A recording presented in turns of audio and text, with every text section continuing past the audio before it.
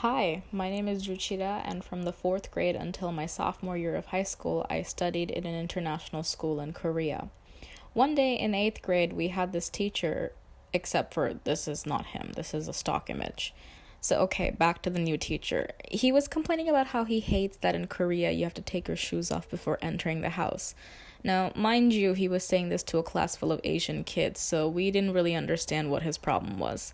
But I would always hear this constant frustration from my Western teachers about having to take their shoes off before entering the house. Some even brought up the fact that it makes the home stink, which had never occurred to me before they mentioned it. This really fueled my curiosity. Why do Asians take their shoes off before entering the house? And why do Westerners keep their shoes on indoors? And what's funnily interesting is that in both cultures, they attach a hygienic element to both keeping on and taking off shoes before entering the house. Let's take an academic look into this, shall we? In his 2012 book titled Every Object Tells a Story, famed English art dealer Oliver Hoare discusses how certain objects are viewed as rituals other than their served purposes. In our case, shoes are simply objects serving their main function as footwear for protection. However, socially, shoes have come to be viewed as fashion pieces, a declaration of one's artistic and creative style. Culturally speaking, in Asian communities, shoes have come to possess a ritualistic representation. It's an embedded muscle memory for many raised in Asian homes or cultures to just take their shoes off before entering the house. Failing to do so is considered rude and disrespectful. Asians take great offense when shoes are worn inside the house, as it implies that the wearer of the shoe does not consider the house nice enough or worthy enough to be kept clean. Bringing the germs and the filth of the outside world is breaking the sanctity of one's home.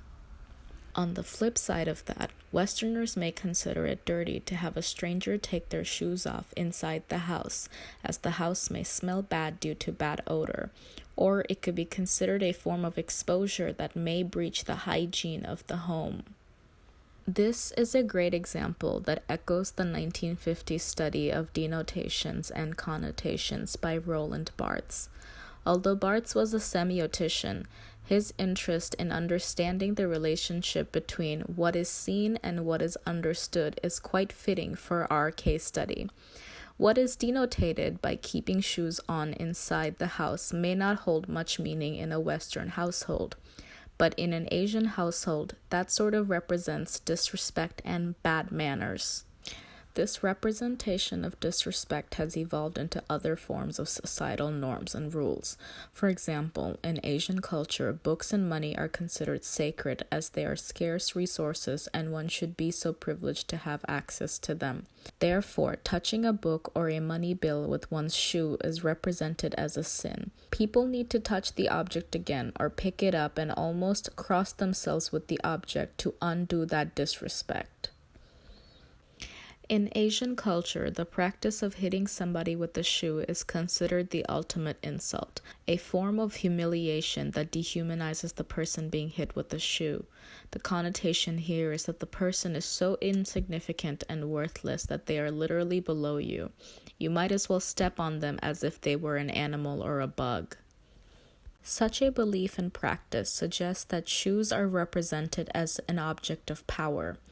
Where touching an object or a person with a shoe is considered disrespectful, willingly bowing down to your elder's feet and touching their feet, an accessory to shoes, is common practice for showing respect and asking for blessings in Asian culture.